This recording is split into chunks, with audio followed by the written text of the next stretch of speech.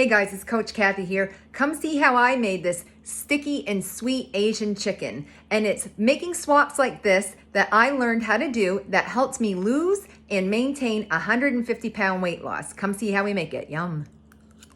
I've been making this for probably 20 years, probably 25 years actually. And it's a family favorite, and I get asked to make it at a lot of parties and different things. It can be an appetizer depending on how big you cut up your chicken.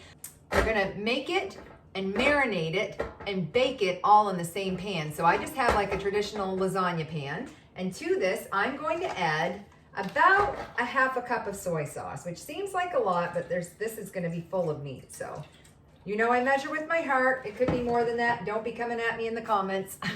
We're gonna add all kinds of garlic powder, probably a good teaspoon, if not more. You definitely want this garlicky, and you definitely want it gingery. So now we're going to add some powdered ginger, at least a teaspoon, if not maybe a teaspoon and a half.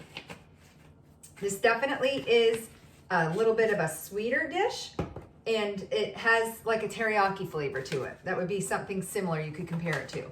So because I want to keep this in a weight-friendly meal, I'm going to use Lakanto's golden sugar substitute instead of brown sugar. The original recipe has an entire cup of brown sugar, and that is just not going to help me with my weight maintenance goals, and it won't help you with your weight loss goals. So we're going to put in a decent amount of that. But as well, I do like this liquid sugar-free sweetener by Tarani, so I'm going to put a few pumps of that in too. Actually, I'm just going to pour it right in instead of pumping.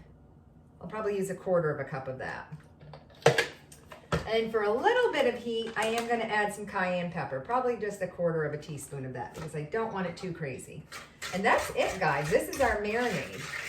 And the original recipe does call for a half a cup of oil, but I find by using the chicken thighs they're kind of a fattier cut of meat, I don't find it needs the oil at all.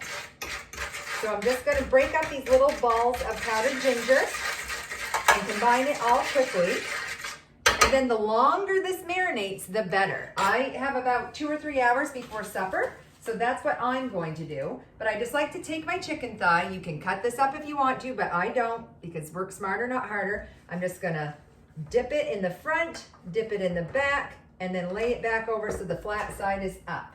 And I'm gonna do that with my whole package of chicken thighs.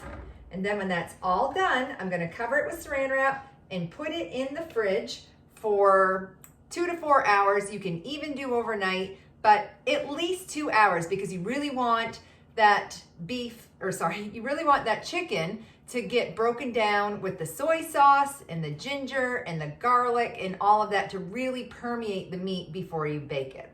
So after it's marinated, it's going to go into a 425-degree oven for about 30 minutes. You just want to make sure that the sauce is sticky and caramelized, and we'll see you in a little bit and we'll try a bite after it's done. So my chicken is out of the oven. I baked it at 425 degrees for 30 minutes, and it smells amazing in here. That garlic and ginger really comes through. And I ended up marinating it for about 3 hours. And the longer you marinate, the darker your chicken is going to get, because that soy sauce and everything's just gonna get right in there. So I just thought we would take a taste. So I've let this cool for a minute so I don't burn myself. I even cut my little piece off, but it's sticky and caramelized, and even though there is no sugar in this, it's still going to be sweet from the sweeteners that we added. And that's why I really like that monk fruit sweetener, because it's granular and it caramelizes just like sugar. So this is my sticky soya wing chicken that actually isn't wings, it's a thigh, but here we go. Oh, yum.